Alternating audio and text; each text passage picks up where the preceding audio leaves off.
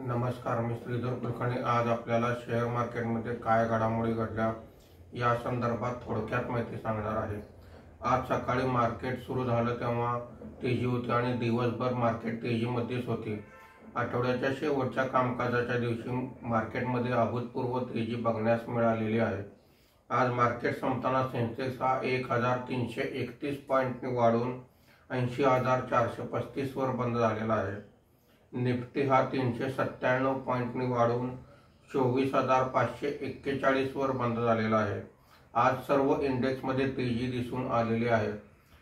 BSE IT index सर्वात जास्त म्हणजे 2.72% वर आहे। BSE reality index 2.45%, auto index 1.90% वर आहे। BSE mid cap index 1.80%, BSE small cap index 1.70% वर आहे। आजच्या कामकाजामध्ये निफ्टीमध्ये वाढलेले मुख्य शेअर्स पुढील प्रमाणे आहेत। विप्रो 4.26%, टेक महिंद्रा 4%, ग्रासिम 3.50%, महिंद्रा अँड महिंद्रा 3.47%, टाटा मोटर्स 3.39% अशी वाढ आहे। आज निफ्टीमध्ये घसरलेले मुख्य शेअर्स पुढील प्रमाणे आहेत। Divi's lab 0.60%, SBI life insurance 0.19%, doctor Reddy's lab 0.11% अशी घसरण आहे।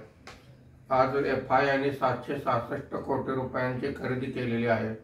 देशीय वित्तीय संस्थांनी 2,606 कोटी रुपयांची खरेदी केलेली आहे।